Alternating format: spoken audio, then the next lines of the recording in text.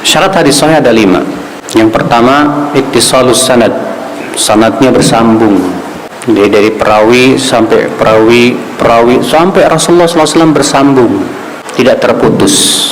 Syarat yang kedua, an yarwiyahu rawi adl, yaitu diriwayatkan oleh perawi yang adil. Kapan disebut perawi itu adil? Kalau memenuhi 5 syarat: muslim, balik, berakal, selamat dari kefasikan, itu dosa-dosa besar, dan selamat dari adab-adab yang tidak sesuai dengan Islam. Syarat yang ketiga, an yakuna rawi dhabitan, perawinya dhabit.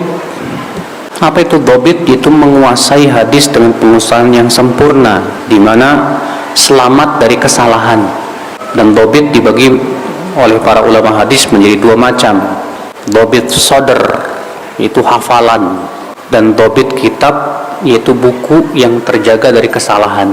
Jadi seorang perawi itu disyaratkan kalau ternyata dia meriwayatkan dengan hafalan, maka hafalannya kuat, tidak salah.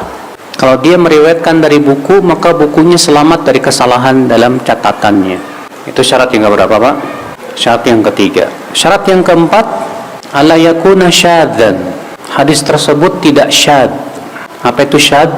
Itu periwayatan perawi yang diterima menyelisihi periwayatan perawi yang lebih thiqah, lebih terpercaya darinya.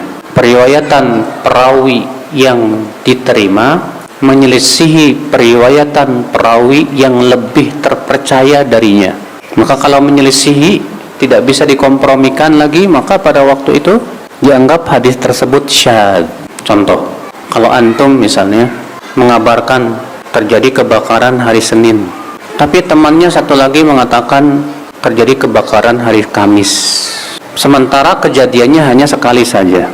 Bagaimana kita mau menimbang dari 2 berita ini? Mana yang paling benar, Pak? Tentu caranya dengan melihat 2 orang ini mana yang lebih terpercaya, iya kan? Kita melihat yang satu orangnya terpercaya sih, cuman hafalannya agak-agak error dikit gitu.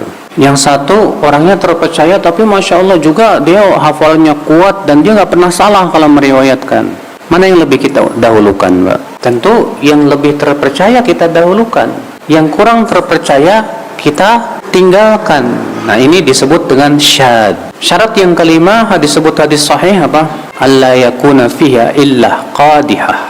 Tidak terdapat padanya illatun qadihatun, penyakit yang bisa merusak kesahihannya.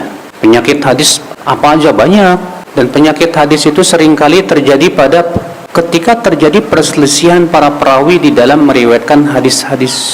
Misalnya ada 2 perawi meriwayatkan dengan wajah yang berbeda.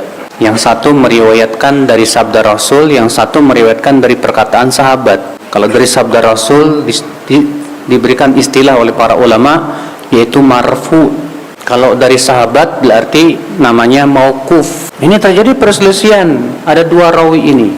Ini penyakit, adanya ittirab, keguncangan, di mana ada beberapa perawi yang saling berselisih dalam meriwayatkan suatu hadis dengan wajah yang berbeda-beda dan sama-sama kuat dan tidak bisa dikompromikan, dan dua-duanya sama-sama kekuatannya lagi.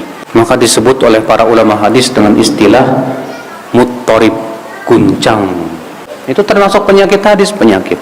Nah, kalau terpenuhi 5 syarat ini, sanadnya bersambung, perawinya adil, perawinya juga dhabit, menguasai hadis tersebut, tidak salah dalam meriwayatkannya, selamat dari syadz, dan tidak ada padanya penyakit, maka pada waktu itu kita hukumi hadis ini apa? Sahih.